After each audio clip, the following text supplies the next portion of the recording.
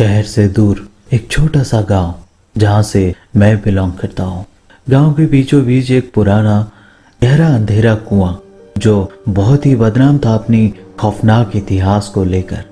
कहा जाता है इस कुएं में से अजीबोगरीब आवाजें आती है और अगर कोई इस आवाज को सुनकर कुएं में झांकता है तो वो कभी वापस नहीं लौटता। वो कुआं हमारे स्कूल के बाउंड्री के अंदर ही था। एहतियात के तौर पर कुएं के चारों तरफ तार के बड़े बड़े बाड़े लगवाए गए थे। स्कूल के पहले ही दिन से उस कुएं के पास जाने के लिए हमें सख्ती से मना किया गया था। हमें बताया गया था उस कुएं में एक चुड़ैल रहती है और जो भी उस कुएं में झांकता है वो चुड़ैल उसकी आंखें निकाल लेती है।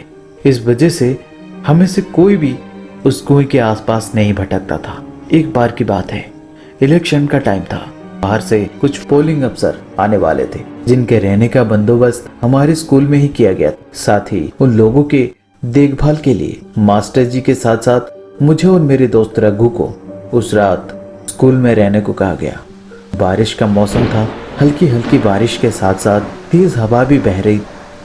कहीं बारिश जोर न पकड़ ले, इसलिए हम दोनों जल्दी से खाना खाकर स्कूल पहुंच गए। तब तक वो लोग भी नहीं आए थे। हमारे पहुंचते ही मास्टर जी सोने चले गए, पर जाने से पहले उन्होंने कहा, ठीक से कुंडी लगा लेना बच्चों, और हाँ, कोई भी बुलाए मुझसे पूछे बगैर बाहर मत जाना।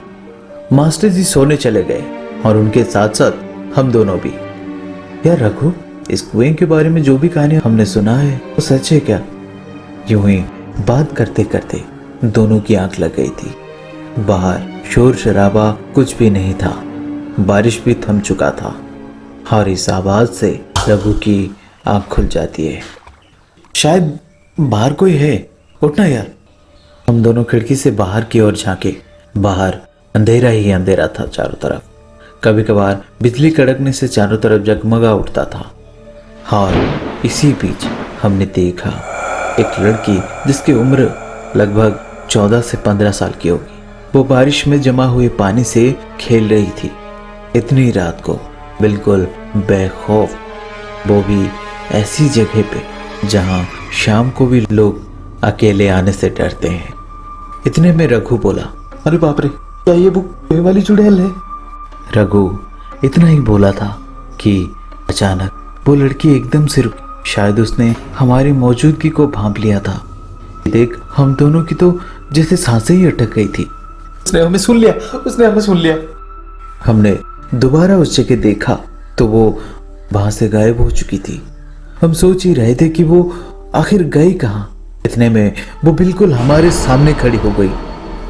खिड़की के ठीक उस पार उसकी वो लाल आंखें और वो भयानक चेहरा। उसे यूं अचानक हमारे आंखों के सामने देख हम दोनों के मुंह से चीखें निकल गई।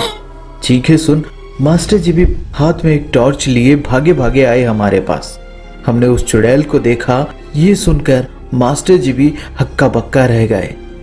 पहले तो उन्हें भी इस बात पर यकीन नहीं हुआ, क्योंकि आज तक उन्होंने भी उस कुएं के बारे में बस सुना था, लेकिन कभी चुड़ैल से उनका सामना नहीं हुआ था। तो वो इतनी आसानी से इस बात को कैसे मान लेते?